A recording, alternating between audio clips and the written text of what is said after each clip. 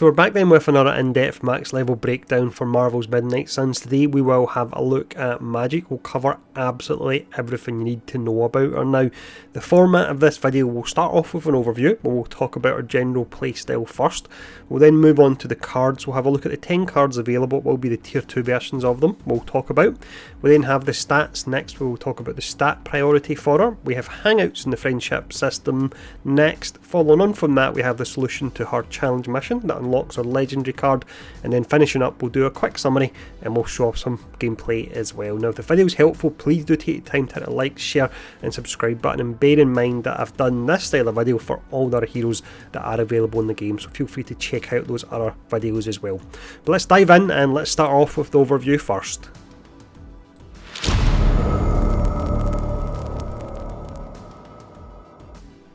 Magik then is one of the characters where I would say the skill ceiling on her is really high, and she's a complex character. That's the reason I've left her as one of the last reviews I've actually done, because I've been struggling to really get to grips with her cards on her playstyle. Now in previous videos I've talked about how heroes generally fall into a damage, a support or a tank playstyle. I would say Magik almost is in a category of her own, in that she would be a crowd control style character, because she can reposition enemies, she can banish allies or enemies, and to an extent she can also tank, and tanking of course would be a form of crowd control. Now one thing I will mention with her playstyle, the way it works is you'll be creating portals via the Limbo portal card. You can get this for free, and then when you knock back an enemy using a Magik attack, they will get knocked back through the portal you've actually created. So once again, there is a lot going on with her. One other interesting aspect I will mention before we get into the cards is later on in the game you unlock something where you, rather than using your move, you can actually use it to either cure one of your allies of a status effect, or you can use it to kick an enemy. If you use this kick and you're using Magik at the time, then you'll knock them through a Limbo portal if there's one available. So it's essentially giving you a free knockback card in a roundabout way, so it can be really helpful.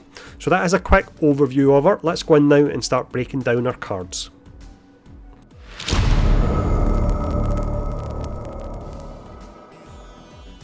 For this section here then we'll look at the various different cards that are available for Magik. It'll be the tier 2 versions that we'll check out. The first one we have a look at, the majority of the heroes have a card such as this, great for taking out low level minions without it costing you a card play. So this is Quick Soul Slash. This one has knockback, so you can knock an enemy back into the environment, or you can knock them back through a portal.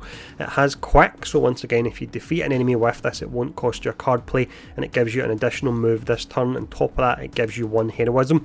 You'll notice it doesn't actually do any damage, so if you knock an enemy back and you're not knocking them into anything, if it's a lower level minion you won't actually take them out.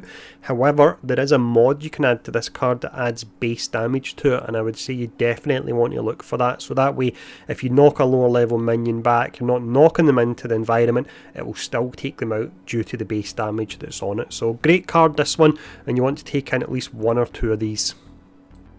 So this next card we have here is called Soul Blast. This particular one, it's doing forceful knockback. On KO you gain 1 counter. That can be useful because there is some taunts you can get through Magik's kit, and it gives you 1 heroism as well. It's a decent card, however I played around with this one in mods, and there's actually 3 really useful mods you can add to it. You can add damage to it, because you'll notice there's no base damage, so like the previous card, if you don't knock the enemy into an environment then you won't actually take them out, but with this you'll be doing base damage in the first instance. You can add taunt to it and increase the amount of heroism it generates, which is pretty amazing considering it has counter on it as well. And then finally you can add quick to it, so it essentially turns it into an upgraded version of the previous card. So on the surface not that amazing, but once you start to play around with mods it becomes really pretty awesome.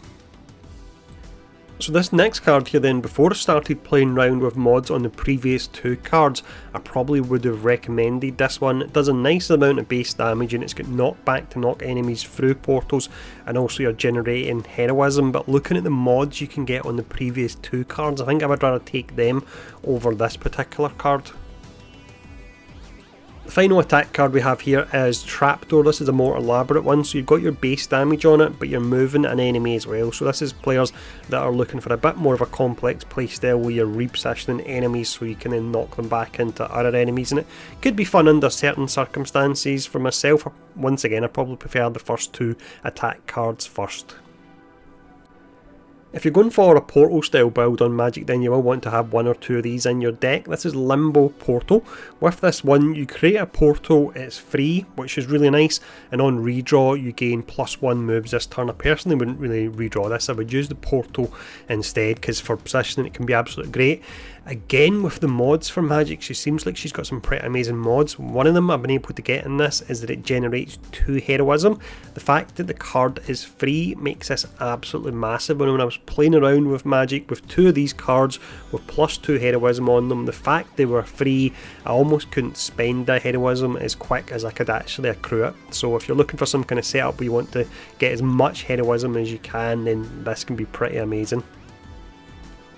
We have another card here that can be really nice for a portal build. This one is Limbo's Grasp, so you'll create a portal with this one, and for the rest of the mission in this instance, and I think this will be the max amount because she's maxed out at level 25, you're dealing 174 damage, which is a decent amount to enemies that are knocked through the portal.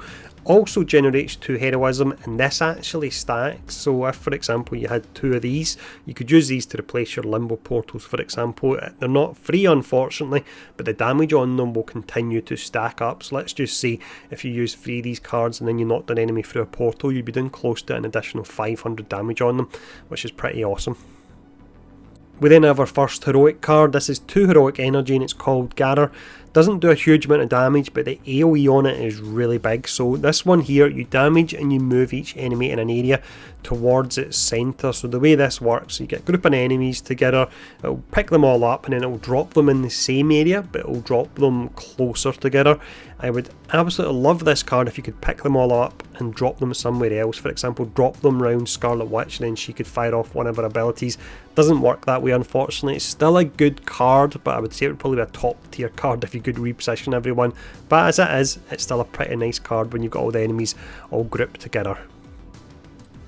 At first look then, this card seems like it's probably decent, relatively interesting. It's called Banish, it's 3 heroic energy, which is on the higher side for Magik, and with this you replace an enemy or ally with a drop until the next turn. Now what's actually great about this, it works the same as Concealed in the game that Doctor Strange has. He has a card called Vapours of Valtar. Initially I wasn't too keen on, but I found out the way Concealed and drops work for allies is that when you add this to them, if they're being targeted by enemies, the enemies just simply don't do anything that particular turn. So let's say you pair up Magik and Captain America. Captain America taunts the entire screen before the end of the turn. If you cast this on Captain America, he will disappear for that turn and all the enemies will just stand about and they won't do anything. So this can be a pretty awesome card. We have our penultimate card here, one that's got really high heroism cost, and from a flavour perspective it's awesome, but from a mechanical perspective it's just too random for me. It's called Reinforcement. With this you summon a hero from the Abbey for 2 turns, you draw 2 of the cards and it's got Exhaust on it as well. So as mentioned, from a flavour perspective it looks amazing to see a portal appear and a random hero to come through it, but the fact that it's a random hero, maybe one that doesn't fit your current team that you're running, and it's random cards as well. You've got, of course, it's 8 cards, so it's 2 out of 8, so what, that's a 25% chance you're going to get cards that are probably the ones that you're looking for. So overall I can't really recommend using this, unfortunately. The final card we have here I would say is one of the best defensive cards in the game. It's 4 heroic energy, it's called Dark Child. When you use this you gain 1 invulnerable, so for the enemy's turn you won't take any damage.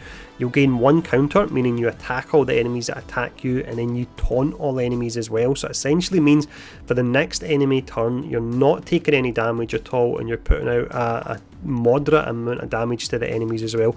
It does have Exhaust on it, so you can only use it once, but of course if you use the likes of Nico Minoru and you duplicate this card, then that means you've got 2 turns where you're taking no damage and you're putting out damage. So pretty amazing card, this one. But that is all the cards. Nice one to finish off on there. Let's now talk about the stats.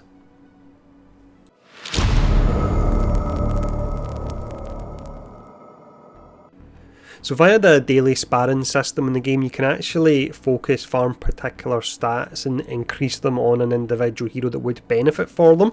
So for Magik, she's not necessarily a pure damage dealer style character or a pure support character, so it's It's a little bit tricky to pick stats that do fit for her nice, but the two that I actually go for strength first.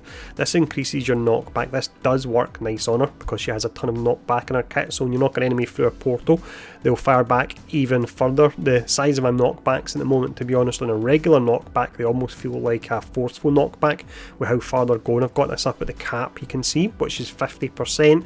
Another stat which can be nice if you're using the Garar card, it's got a pretty big AoE on it as it is, but if you invest into the power stat, this will increase the size of that AoE as well. But your priority here with Magik will be the strength stat. So that's the stats. Let's now talk about the Hangouts and the friendship system.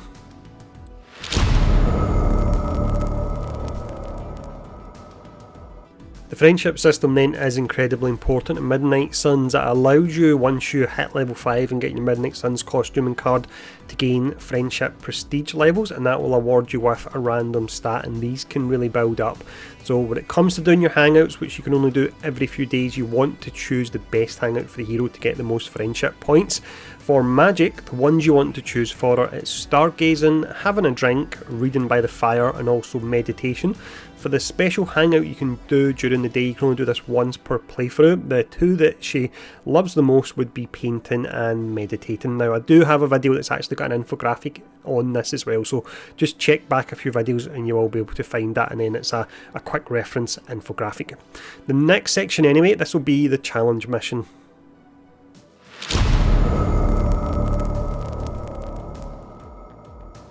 So your challenge mission, then you gain access to this when you get level 5 friendship in a character, and once you beat it, it allows you to get your Midnight Suns costume and Midnight Suns card.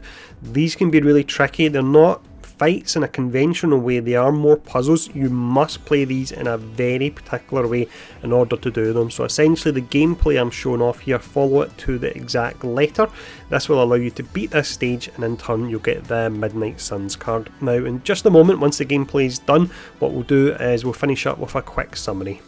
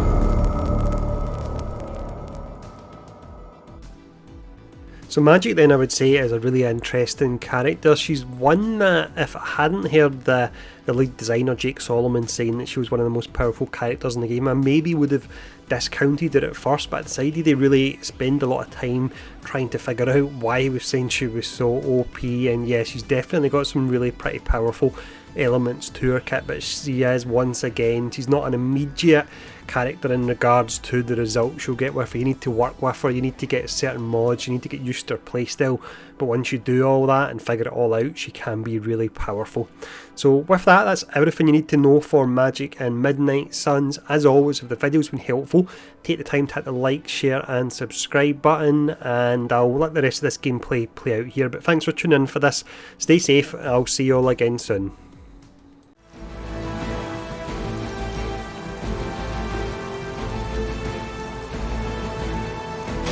Engaging! Falter.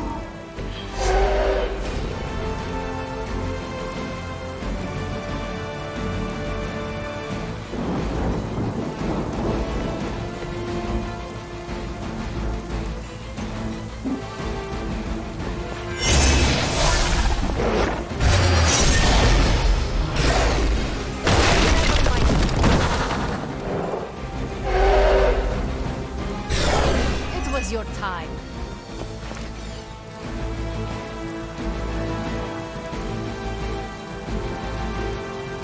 It's the best.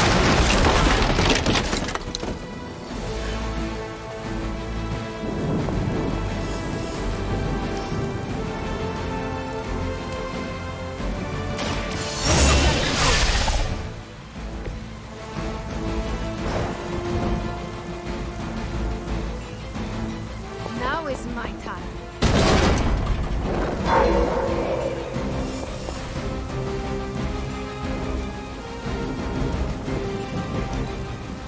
Soon we will be nourished. Now. This is why I carry a shield.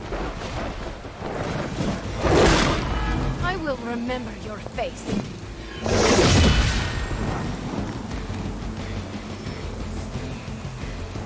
They're not willing to accept defeat.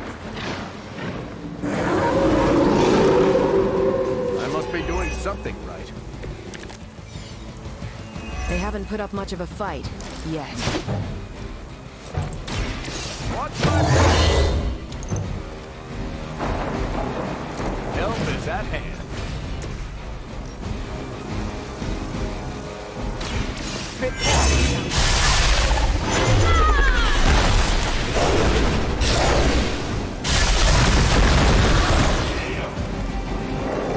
That was something.